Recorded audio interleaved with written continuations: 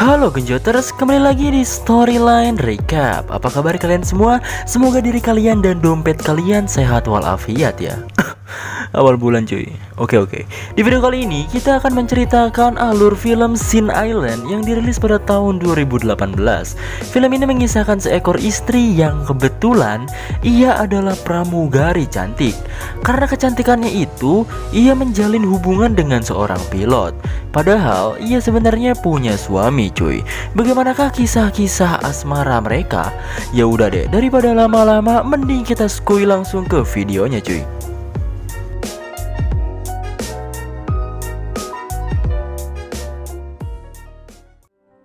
And I can still remember that you were the most... Nalala ko pa nga. Film ini diawali oleh adegan calon pasutri yang sedang menikah dengan bahagia. Tapi ternyata itu hanyalah sebuah contoh video yang dihasilkan oleh pemeran utama film kita bernama David. David adalah seorang fotografer. Ia di sini sedang mencontohkan hasil video kepada kliennya. Dan setelah berbincang-bincang, akhirnya kliennya setuju untuk menggunakan jasa David untuk pernikahannya nanti. Ketika malam tiba, saat David merayakan hari brojolnya ke bumi, rekan-rekannya itu memberikan sebuah surprise kepada David. Dan ternyata, istrinya lah surprise-nya tersebut. Istrinya David bernama Kanika. Ia adalah seorang pramugari yang kerjanya kalian tahu lah ya kayak apa. David merasa kagak nyangka saat itu, karena Kanika sendiri harusnya lagi kerja entah ada di udara bagian mana ya. Makanya dari itu, mumpung nih ya, kalau kata orang lembur sini mah nih, mumpung mampang mempeng asik. Mampang mempeng ada pemajikan gitu kan. Mereka langsung ke belakang dan melakukan adegan yang alhamdulillah halal bagi mereka yang sudah menikah cuy. Singkat cerita, David dan rekan kerjanya mulai bekerja untuk memotret kliennya tersebut. Di sini ditunjukkan seorang bawahan si David yang masih noob nyimpen tas yang berisi folder-folder kerjaannya di pinggir kolam. Tak lama kemudian ada seorang bocil kematian yang menajong tas itu sampai telem. Dan benar saja, hasil pekerjaan mereka pun menjadi sia-sia. Hasil kerja mereka pun hilang hanya dalam satu kali tendangan oleh bocah. Karena kesalahan bawahan si David tadi, perusahaan jasa David pun dituntut untuk membayar ganti rugi yang cukup besar. Mungkin sekitar 2 miliar rupiah kali ya. Dikarenakan pusing dengan duit kemana, ia pun terpaksa menjual semua aset-aset pekerjaannya untuk melunasi ganti ruginya tersebut. Singkat cerita, 2 tahun setelah kejadian najong kantong, David yang sudah bangkrut terpaksa menganggur. Ia menjalani hari-harinya beres-beres rumah, ngepel, nyapu, ngumba piring, nyese, ngaladong, HS, modul, dan rebahan cuy. Kanika sebagai istri yang baik berusaha membantunya untuk kembali bekerja lagi.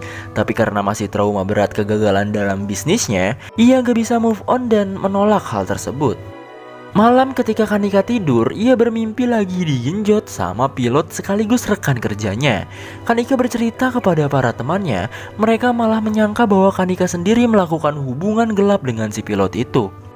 Tapi si pilot yang bernama Steven selalu membantu Kanika dan membuat Kanika lumayan baper lah.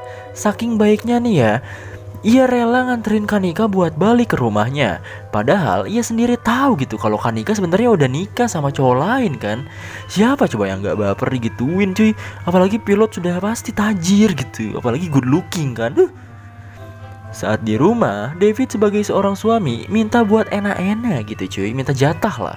Tapi si Kanika nolak. Karena hal ini, David langsung curiga mikir yang enggak-enggak sama istrinya itu. Dan kecurigaan ia pun diperjelas dengan bukti chatan Kanika dengan si pilot yang ia lihat sendiri di ponsel Kanika itu. Ditambah lagi, Kanika juga dianterin pulang kan sama si pilot itu. Di suatu malam, Kanika diajak buat dinner sama Steven dan teman-temannya yang lain. David akhirnya memutuskan untuk ikut makan malam sama Kanika. Di sana, kecurigaan ia pun semakin jelas karena tatapan Kanika dan senyumannya itu selalu tertuju pada Steven. Hal ini membuat David sebagai seorang suami cemburu besar dan marah kepada Kanika. Bahkan ia menuduh Kanika sudah pernah digenjrot sama si pilot itu. David pun stres. Naglalandian kayo? Plastic kahit konti. Ano, tama ho? Tama!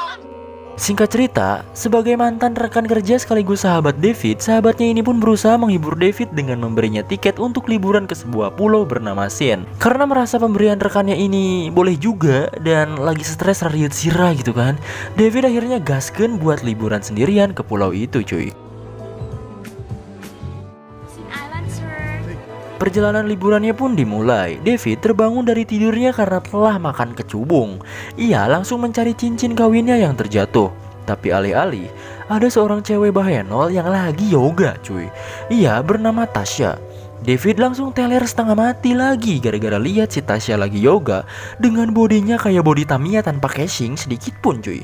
Dan si Tasya itu langsung marah kepada David karena agak mengganggu aktivitas yoganya. Padahal dia sendiri gitu yang mengganggu iman si David gitu kan. Ngapain yoga kagak pakai casing anjir. Ketika malam tiba, David ketemu lagi sama si Tasya ini. Ia pun berinteraksi dan sebagai permintaan maaf, ia pun mentraktir Tasya di situ. Diketahui, katanya Tasya adalah seorang desainer yang sedang liburan di Pulau Sen.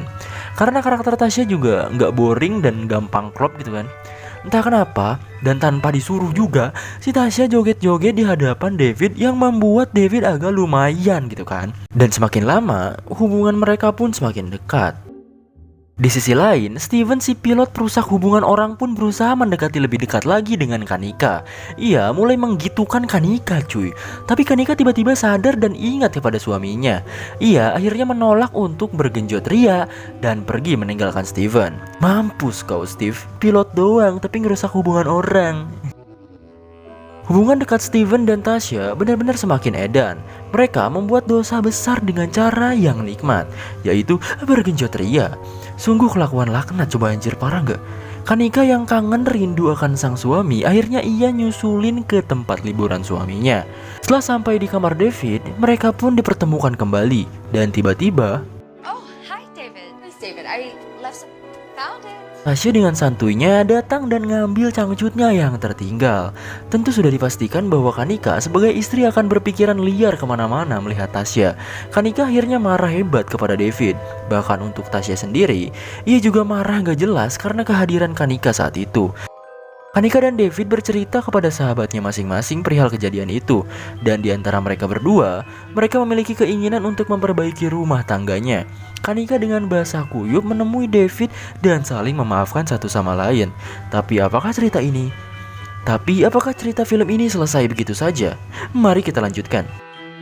Di tempat lain, Tasya mencari informasi mengenai Kanika. Ia dengan sengaja join grup yoga yang diikuti oleh Kanika saat itu. Kanika merasa risih akan kedatangan Tasya. Ia memberitahu Tasya untuk gak mencampuri urusan rumah tangganya lagi.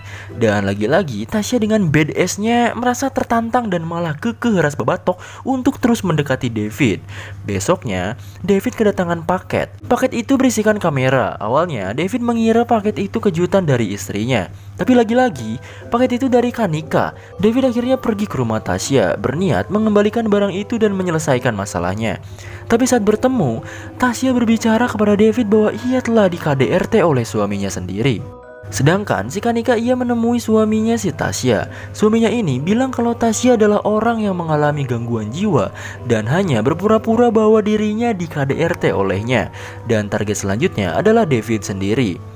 Tasya akhirnya meminta David untuk menggenjritnya. Dan David sendiri akhirnya meninggalkan Tasya dengan emosi saat itu. Setelah Kanika balik, Tasya mengunjungi tempat kerja suaminya. Ia akhirnya membunuh suaminya itu. David akhirnya mencari tahu informasi mengenai Tasya. Dan disinilah ia mengetahui bahwa Tasya bukan orang normal. Ia juga berkali-kali melanggar hukum karena jiwanya tersebut. Kanika yang sedang berjalan hendak ditabrak oleh Tasya. Karena kesal, ia pun membalas Tasya dengan menjambak rambutnya di dalam mobilnya. Tasya tidak tinggal diam. Ia membalas perlakuannya itu dengan cara datang ke rumah Kanika. Ia pun menghajar dan menyekap Kanika. David yang datang malah tertembak di bagian bahu dan terjatuh. Sedangkan Kanika berhasil melepas ikatannya dan mulai ribut sama si Tasya ini. Kanika mendapat luka sayatan di pipi dan terpojokan. David dengan anugerah Tuhan yang diberikan akhirnya bisa bangun dan mendorong Tasya dari balkon sampai terjatuh. Tapi anehnya, Tasya malah bisa bangun lagi walaupun sudah terjatuh di lantai atas cuy. Saat hendak menyerang, Kanika menembakkan pelurunya dan Tasya pun berhasil ditewaskan. Singkat cerita, David telah berhasil kembali bekerja sebagai pemotret kembali. Ia juga menjalin rumah tangga baik kembali dengan Kanika, walaupun Kanika sekarang memiliki codet di pipinya. Dan film pun tamat, alhamdulillah.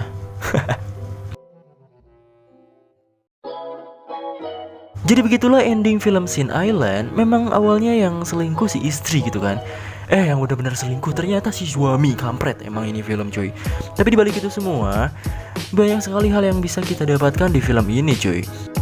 Mungkin contoh kecilnya, segala sesuatu yang kita lakukan di masa sekarang bisa aja sesuatu itu kita alami atau bisa aja lebih parah dari apa yang kita lakukan gitu.